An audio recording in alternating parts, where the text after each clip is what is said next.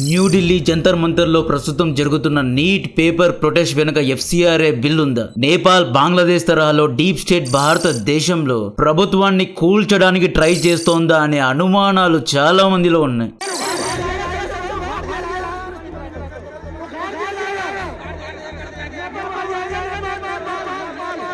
సిజేపీ protest గురించి అందరికీ తెలిసిందే. ప్రస్తుతం ఏమేం జరుగుతున్నాయి అనేది కూడా అందరికీ తెలిసిందే. బట్ బ్యాక్ డ్రాప్ లో అసలు ఏం జరుగుతోంది? ఎఫ్సిఆర్ఏ కొత్త రూల్స్ ను చూసి ఎందుకు ఇంత మంది వణికిపోతున్నారు అనేది మాట్లాడుకుందాం.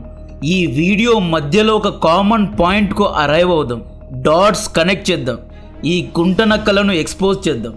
రీసెర్చ్ బేస్డ్ కాంటెంట్ నచ్చితే వీడియోను లైక్ చేయండి. మార్చ్ 25 కేంద్ర ప్రభుత్వం ఎఫ్సిఆర్ఏ 2026 అని ఒక కొత్త బిల్ను ప్రతిపాదించింది. ప్రస్తుతం పార్లమెంట్లో ఈ బిల్ గురించి డిబేట్స్ కూడా జరుగుతున్నాయి. ఎఫ్సిఆర్ఏ అంటే foreign contribution and regulation act. కొత్త బిల్లో ఏముంది అంటే భారతదేశంలో ఉన్న 32,000 ఎన్జిఓలకు విదేశాల నుండి నిధులు అందుతున్నాయి. ఈ నిధులను ఎక్కడ ఎలా ఖర్చు పెట్టాలి అనే దాని మీద నిబంధనలు అంటే రెస్ట్రిక్షన్స్ను తీసుకొచ్చారు అన్నమాట. ఈ కొత్త బిల్లో 3 ప్రధాన రూల్స్ ఉన్నాయి. విదేశీ నిధులను పంపే డోనర్ యొక్క ఫోన్ నంబర్, ఈమెయిల్ ఐడి అని పేరును ప్రభుత్వానికి ఇవ్వాలంట. ట్రస్ట్ కమిటీ మెంబర్స్ లాగా ఫారినర్స్ను ఉంచకూడదంట. ఎన్జిఓ రూల్స్ ఫాలో అవ్వకపోతే ఎఫ్సిఆర్ఏ లైసెన్స్ను రద్దు చేస్తారంట. ఎఫ్సిఆర్ఏ లైసెన్స్ రద్దయితే ఎన్జిఓను నడపలేరు. ఫారెన్ నుండి వేల కోట్లు ఎత్తలేరు. ఫారెన్ నుండి వచ్చే డబ్బులను పర్సనల్ బ్యాంక్స్ లో కాదు, ఎస్బీఐ అకౌంట్ లోనే పెట్టాలి. అండ్ ఈ డబ్బులను టెంపుల్, మాస్క్ లేదా చర్చ్ డెవలప్మెంట్ కోసం వాడకూడదు. ప్యూర్లీ చైల్డ్ పవర్టీ, సామాజిక సేవ కోసమే వాడాలి. మత మార్పిడి చేయడానికి ఈ డబ్బును వాడకూడదు. వచ్చిన డబ్బుల్లో 75% 1 ఇయర్లోనే ఖర్చు పెట్టాలి. ఎఫ్సిఆర్ఏ లైసెన్స్ రద్దయిన తర్వాత ఎన్జిఓల యొక్క ఆస్తులను, అగైన్ చెప్తున్న ఎన్జిఓల యొక్క ఆస్తులను, భూములను ప్రభుత్వం జప్తు చేస్తుంది. లెక్క ఎక్కడ, ఎంత డబ్బు ఎప్పుడు ఖర్చు పెడుతున్నారు అనే లెక్క చెప్పాలి అని చెప్పి కొత్త రూల్స్ తీసుకొచ్చారు. లేదు అంటే ట్రస్ట్ కమిటీలో ఉన్న సభ్యులను జైల్లో వేస్తాం, క్రిమినల్ ఛార్జెస్ వేస్తాము అని చెప్పి చాలా కఠినంగా ఎఫ్సిఆర్ఏ కొత్త రూల్స్ తీసుకొచ్చారు. ఈ బిల్ ఒకవేళ పాస్ అయితే ఎన్జిఓల యొక్క వ్యాపారాలన్నీ మూతపడతాయి. ఈ ఎన్జిఓలపై రెస్ట్రిక్షన్స్ వస్తే ప్రభుత్వానికి వచ్చేదేంటి అంటే యుఎస్ అండ్ యూరోప్ ద్వారా అండ్ చైనా నుండి ఈ ఎన్జిఓలకు డబ్బులు పంపుతున్నారు. ఈ డబ్బును ఎన్జిఓలు ప్రొటెస్ట్ చేయడానికి వాడుతున్నారు. భారత డెవలప్మెంట్ను ఆపడానికి ఎన్నో కుట్రలు చేస్తున్నారు. ఒక హైలైట్ ఫోటో తీసుకొచ్చా. 1998లో మేడం గారు అరుంధతి రాయ్ గారు, ఈవిడ ఆపరేషన్ పోఖ్రాన్ను విమర్శించారు. 1998లో ఆపరేషన్ పోఖ్రాన్ ద్వారా అబ్దుల్ కలాం గారు, వాజ్పేయి గారు ఎంతో కష్టపడి న్యూక్లియర్ వెపన్స్ను తయారు చేసుకుంటే మేడం గారు ప్రొటెస్ట్ చేసి we want nuclear free world అంటారు. ఈ ఫోటో చూడండి. నర్మదా డ్యామ్ కట్టకూడదంట. సేమ్ అరుంధతి రాయ్ గారు ప్రొటెస్ట్ చేస్తున్నారు. ఇదే అరుంధతి సిజేపీ ప్రొటెస్ట్లో కూడా కనిపించింది. ఇండియా, రష్యా కలిసి కడుతున్న న్యూక్లియర్ పవర్ ప్లాంట్ను ఎలా ఆపుతున్నారో చూడండి. తూతుకొడిలో కాపర్ ప్లాంట్ను ఎలా మూసేశారో చూడండి.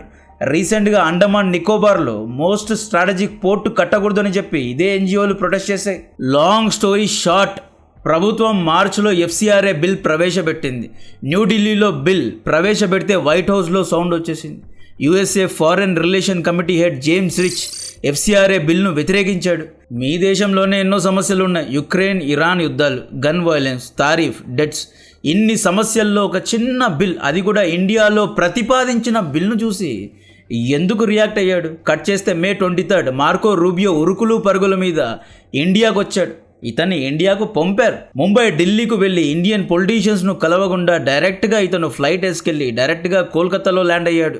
మదర్ టెరీసా మిషనరీకి వెళ్ళాడు. కట్ చేస్తే FCRA bill Amit Shah home ministry కిందకు వస్తుందని చెప్పి అంబాసిడర్ సర్గే ఘోర్ అమిత్ షాను కలిశాడు.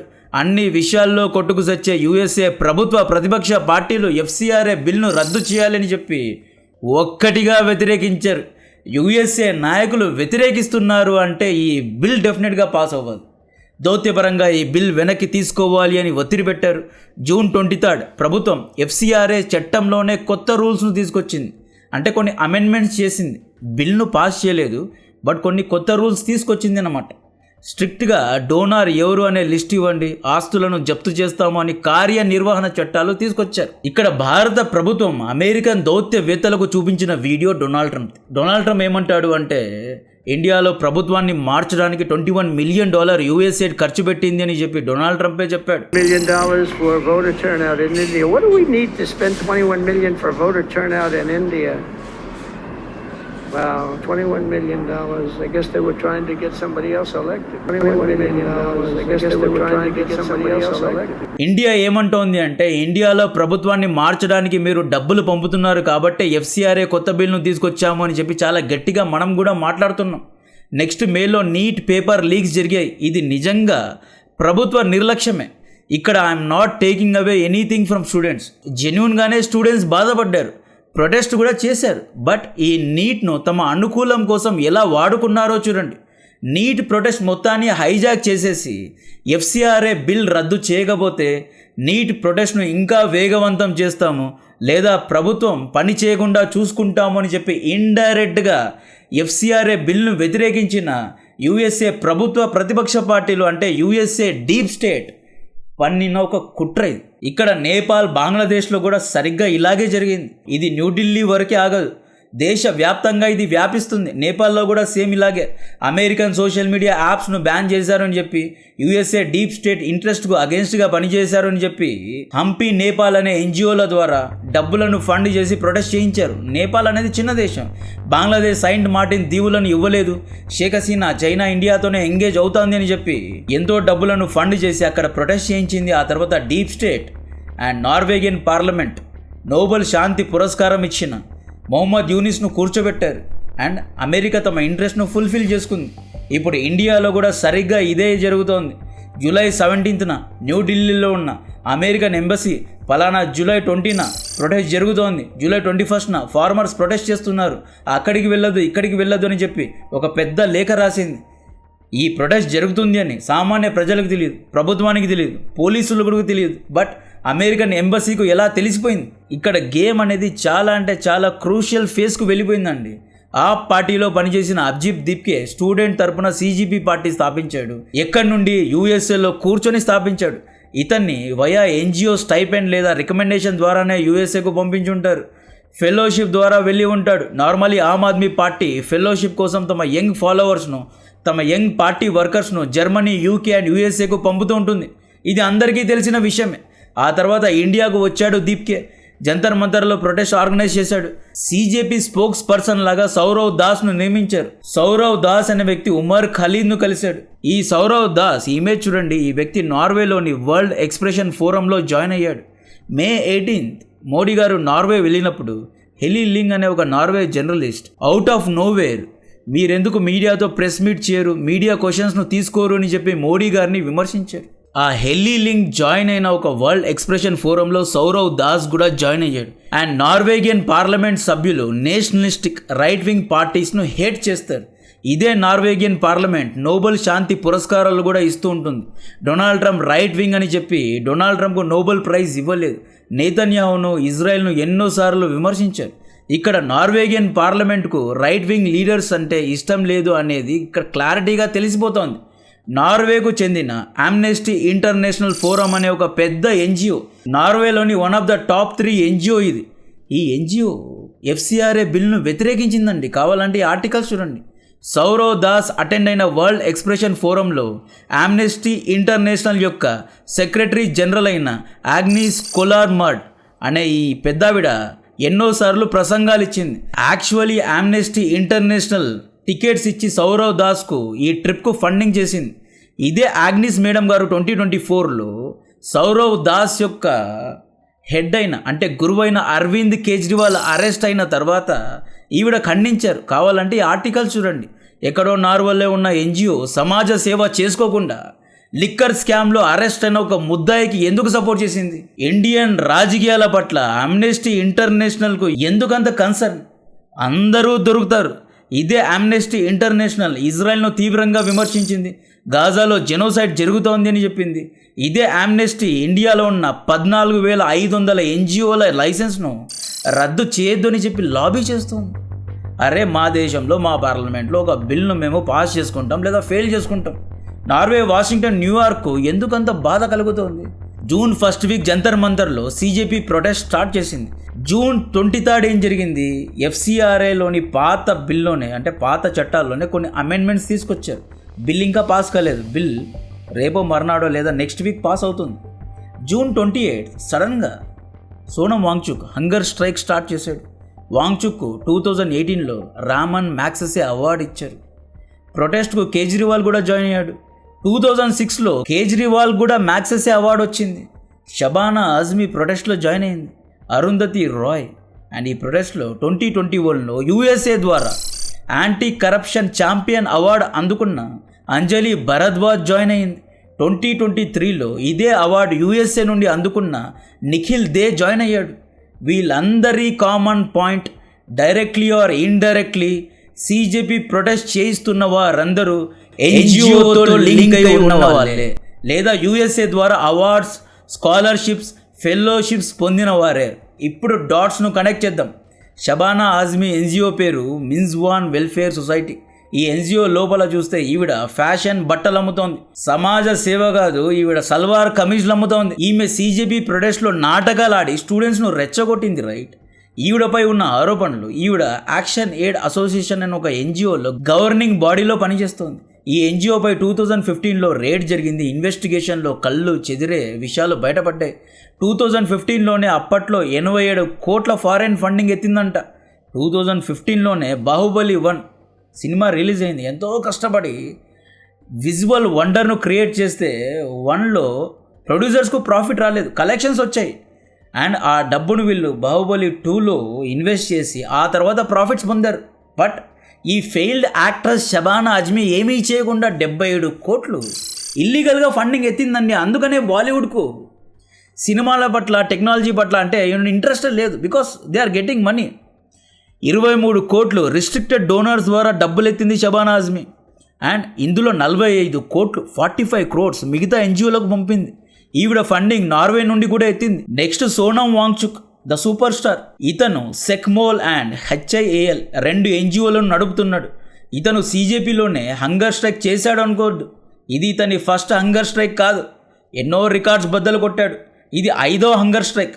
జనవరి 2023లో లదాఖ్లో మైనింగ్ చేయొద్దు అని, మార్చ్ 2024లో లదాఖ్కు 6th షెడ్యూల్ ఇవ్వాలి అని, అక్టోబర్ 2024లో ఒక పాదయాత్ర కూడా చేశారు గురువుగారు.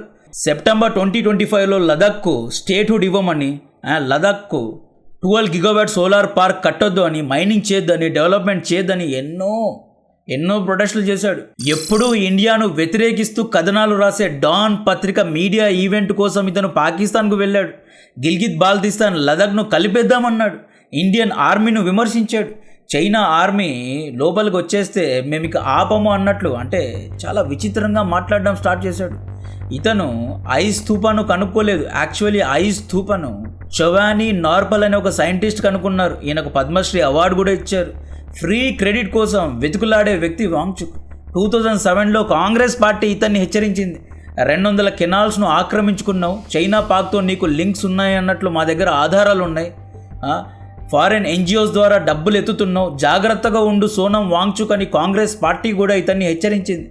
FCRA బిల్ పాస్ చేస్తే వాంగ్చుక్ వ్యాపారాలు ఆగిపోతాయని చెప్పే నీట్ పేరు మీద, నీట్ ముసుగు మీద హంగర్ స్ట్రైక్ చేశాడు. Next godfather Arvind Kejriwal. ఈయన అమ్నిస్టీ ఇంటర్నేషనల్ NGOతో లింక్స్ పెట్టుకున్నాడు. ఇతని ఫాలోవర్స్ అయిన సౌరవ్ దాస్, అభిజిత్ దీప్కోకు ఫెలోషిప్ ఇప్పించి ఫారెన్లో చదివిస్తున్నాడు. ఈ మ్యాగ్సెసే అవార్డ్స్ USA క్యాపిటలిస్ట్ అయిన డేవిడ్ రాకర్ ఫెల్లర్ ఫౌండేషన్ ద్వారా ఇచ్చాడు. రాకర్ ఫెల్లర్ అనేది అగైన్ US బేస్డ్ ఫౌండేషన్. 1999లో కేజ్రీవాల్ IRS నుండి లీవ్ తీసుకొని 1 year ఎక్కడికో వెళ్ళిపోయి ఆ తర్వాత 2000లో పరివర్తన్ అనే ఒక NGO స్థాపించాడు. కబీర్ NGOగా దాన్ని మార్చాడు. ఈ NGOకు Ford Rockefeller open society నుండి డబ్బులు వచ్చాయి అనే ఆరోపణలు ఉన్నాయి. అగైన్ కేజ్రీవాల్ కూడా NGOతోనే లింకే ఉన్నాడు.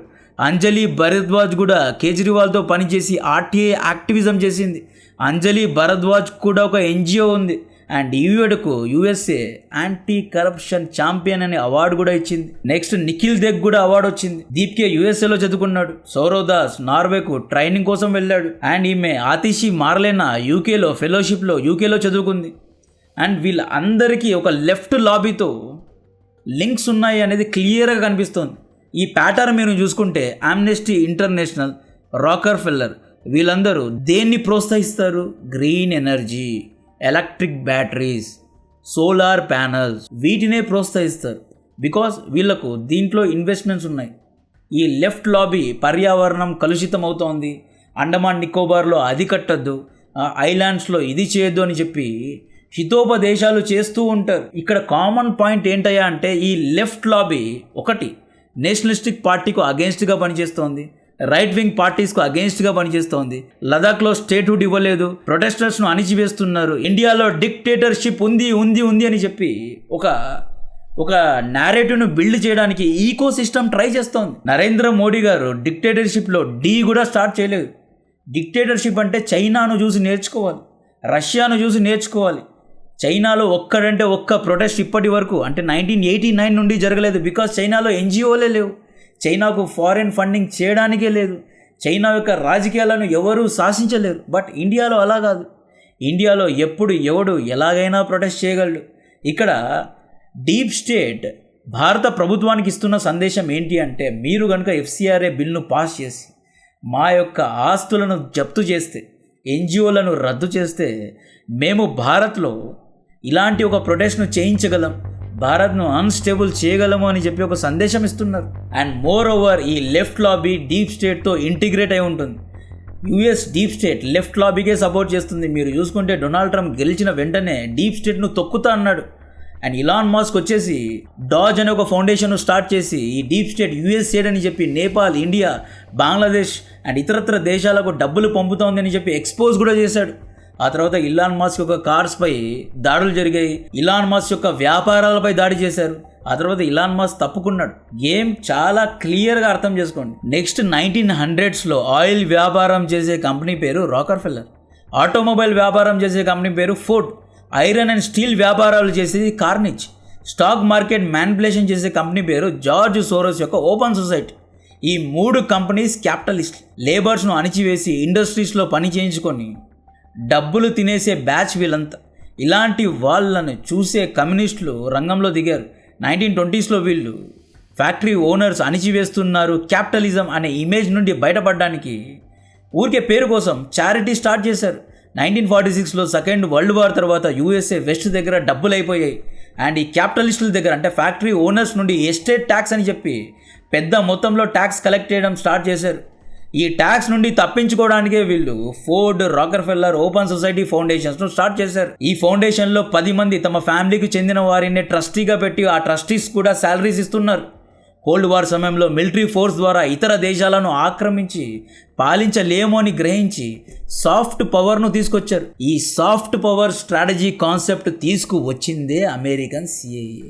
అంటే USA యొక్క డీప్ స్టేట్ సాఫ్ట్ పవర్ను ఇంప్లిమెంట్ చేయాలి అనుకుంది. ఇక్కడ సాఫ్ట్ పవర్ అంటే సెకండ్ వరల్డ్ వార్ తర్వాత USA, UK లేదా యూరోప్లో ఉన్న మిగతా దేశాలు Latin America, South Asia, India వంటి దేశాలను ఆక్రమించి వ్యాపారాలు చేయలేదు. వీళ్ళు వ్యాపారం చేయాలి అంటే చాలా సాఫ్ట్గా వెళ్ళాలి, అంటే వెనక నుండి వెన్నుపోటు పొడిచాలి. దాన్నే సాఫ్ట్ పవర్ అంటారు. రాకర్ ఫెల్లర్ ఫౌండేషన్ ఇండియాలో సడన్గా వచ్చేసి 1970లో గ్రీన్ రెవల్యూషన్ తెచ్చేసింది. ఇండియన్ ఫార్మర్స్కు హెల్ప్ చేస్తా అని చెప్పి మీరు ఎరువులు వాడండి, పెస్టిసైడ్స్ వాడండి అని చెప్పి కొత్త టెక్నాలజీని నేర్పించి కట్ చేస్తే రాకర్ ఫెల్లర్ ఇండియన్ ఫార్మర్స్కు పెస్టిసైడ్స్, ఎరువులు ఇవన్నీ అమ్మింది, ఎంతో వ్యాపారం చేసుకున్నారు. నెక్స్ట్ వీళ్ళు ఇండియన్ NGOs ద్వారా ఇండియాలో ఎన్నో భూములు కొన్నారు, ఇండియన్ రియల్ ఎస్టేట్లో ఇన్వెస్ట్మెంట్స్ చేశారు. మేబీ న్యూఢిల్లీ, ముంబైలోని ప్రైమ్ లొకేషన్స్లో వీళ్ళ యొక్క ప్రాపర్టీస్ ఉన్నాయి. FCRA కొత్త రూల్స్ తీసుకొచ్చి ఆస్తిని జప్తు చేస్తా అనేసరికి USA ఫౌండేషన్స్కు, ముఖ్యంగా డీప్ స్టేట్కు ఫ్రీ మార్కెట్ కావాలి. అంటే ఇండియాలో వీళ్ళు వస్తువులను అమ్ముతారు, ఇండియా టారిఫ్ వేయకూడదు. ఇండియా USAతో ట్రేడ్ డీల్ చేసుకోవడం లేదు, అది కూడా వాళ్ళకు నచ్చడం లేదు. ఇండియా రష్యా నుండి ఆయిల్ కొంటోంది. అండ్ అగైన్ మిషనరీస్ అన్ని రంగంలో దిగి CJP పార్టీకు సపోర్ట్ చేస్తాము, నీట్ కోసం మేము కూడా వస్తాం, ప్రొటెస్ట్ చేస్తామంటున్నాయి. FCRA కొత్త బిల్ ప్రతిపాదించినప్పుడు కూడా ఇదే మిషనరీస్ ఈ బిల్ను అడ్డుకున్నారు. ఇప్పుడు వీళ్ళు నీట్ ప్రొటెస్ట్కు సపోర్ట్ చేస్తున్నారు. అంటే మిషనరీస్కు నీట్ పేపర్ లీక్కు ఏంటి సంబంధం? ఫ్రంట్లో నీట్ స్టూడెంట్స్ను పెట్టారు, వెనక వీరి యొక్క agenda step by step. Number 1 FCRA బిల్ను రద్దు చేయాలి. నంబర్ 2 ఇండియాలో రైట్ వింగ్ నేషనలిస్టిక్ పార్టీ ఉండకూడదు. Number 3 India fossil fuels nuclear పవర్ను జనరేట్ చేసి సుసంపన్నం అవ్వకూడదు, సెల్ఫ్ రిలయంట్ అవ్వకూడదు, ఇండియాకు పిఎం అవ్వాలని చెప్పి ఆమ్ ఆద్మీ పార్టీ ఎప్పటి నుండో ట్రై చేస్తోంది. ఫోర్త్, ఇండియాను నేపాల్, బంగ్లాదేశ్ లాగా చేయాలని ఒక పార్టీ. అండ్ ఈ ఉద్యమంలో ఐఎస్ఐ బ్యాక్డ్ పార్టీస్ కూడా వచ్చేసాయి. సో ఈ విధంగా వీళ్ళు నీట్ ముసుగులో తమ ఎజెండాను ఫుల్ఫిల్ చేయడానికే ట్రై చేస్తున్నారు. నా కాంటెంట్ నచ్చితే వీడియోను లైక్ చేయండి, ఛానల్ను సబ్స్క్రైబ్ చేసి అందరికీ షేర్ చేయండి. జై హింద్.